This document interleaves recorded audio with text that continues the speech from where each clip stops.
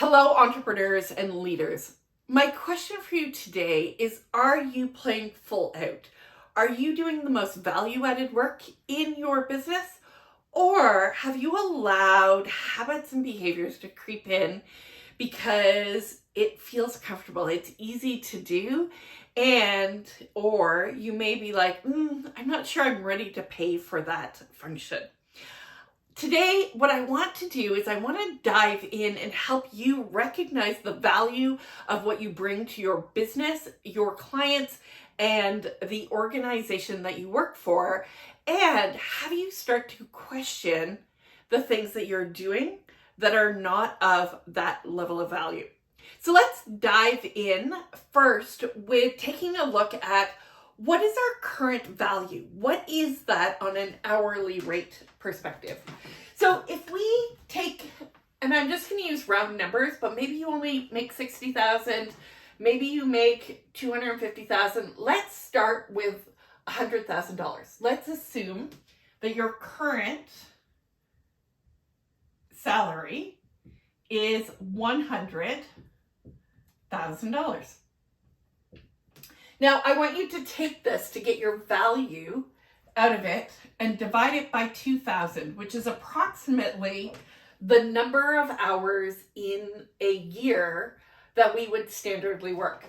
And so if you take these numbers, right, you get to a rate of $50 per hour. So I want you, in a few moments, we'll pause the video, you can calculate these numbers, but I want you to recognize that $50 an hour is the current value. So what is yours? What is your number that you are bringing in? So maybe you're a small business owner, maybe you're an entrepreneur. What is your number up here? The next thing then I want you to do is think about, what is your goal?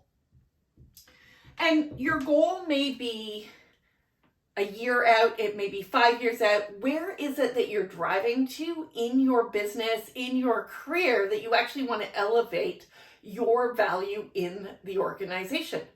So for example, Warren Buffett makes I think 1.8 million a day, which seems like blows my mind. But if you think about that in relation to it, does he work any harder than you? Is he putting any more hours in than you? No, he's just very, very clear on his value and what he brings to the business. So if you think of this, let's just take this and make it 2.5 times. So if we said the goal is 250,000, right?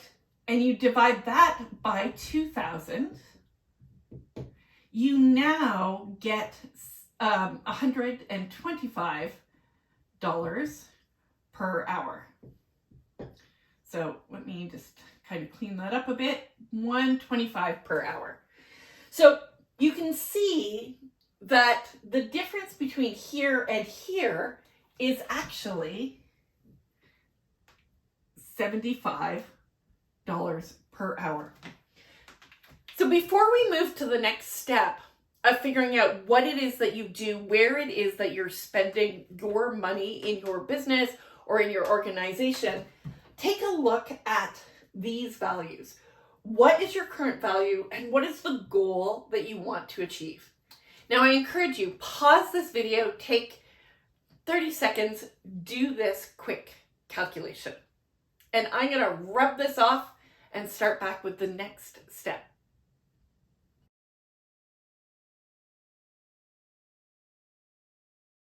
Okay, welcome back. Let's move to the next step and gain awareness. Where is it that you're actually spending your time, your investment in what it is that you do? So we are going to use what I call the PSGI model. And this is helping you find, where is your zone of genius? Where is it that you bring the best into your business? Where is it that you can amplify your organization that you work for? So let's first start understanding what it is that we do in a daily basis. And I want you to go from 1, 2, 3 all the way to 50. And these are tasks. And I want you to start by listing all of the tasks that you do in a day. Now, some of these tasks may be something that you only do once a week. Some of these tasks may be something that you do once a month. Whatever it is, I want you to start to list all of the different tasks that you do in your business. And once you've got your business tasks done, I want you to think about some of those tasks that you also do in your personal life.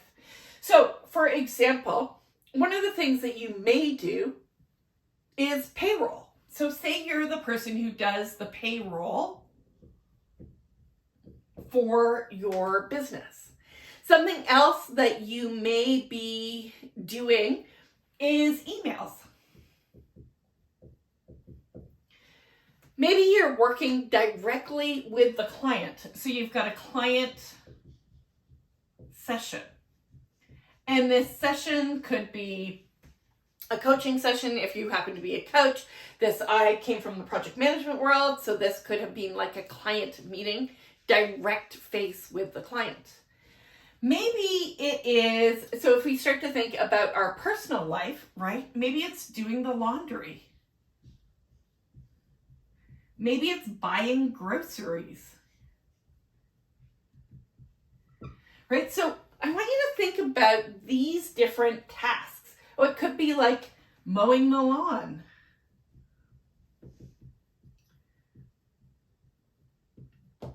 What are all of these tasks that you are doing?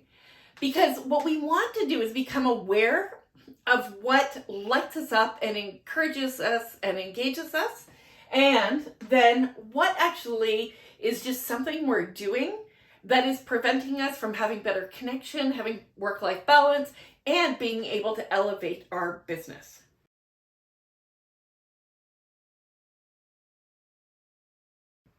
So now that you've got all of this done, what I want you to do in your next step is I want you to figure out the dollar value of these different activities.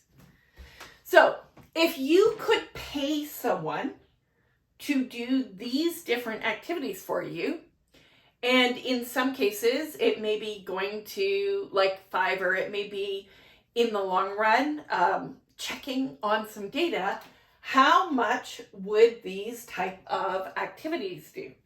So say a client session is valued, you can charge it out at a rate of say $250 per hour.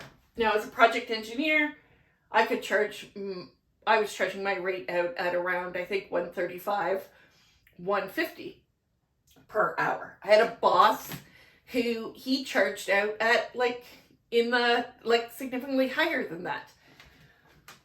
But what I want you to do is be able to figure that out, right? So $250 per hour. My email, right, for me to respond to emails, writing emails, those types of things, if I hired some of that out, especially in my business to write like standard email copy, I can probably do for $25 per hour. Payroll, maybe payroll costs me a little bit more for an accountant, a bookkeeper, or even like a payroll service. And so maybe that costs me, say, $40 an hour. Laundry. Now, getting laundry done, I can potentially get done, say, for $20 an hour. And my groceries for $20 an hour. Maybe I can find a kid who's like, I'm going to come work $15 an hour to mow your lawn. And what I want you to see here is what are things that are greater than $50, and what are items on here that are greater than $125. So for example, right here, this number here is much greater than $125. So if I can spend more of my time in this space, I would actually make more profit. I would make more money for my business. But when I focus on these, which I could outsource, right, I'm starting to steal time from what my value is. My value of at least $50 and my desired value of $125. So I want you to start by taking a moment and just thinking about, what are these numbers? What are these values?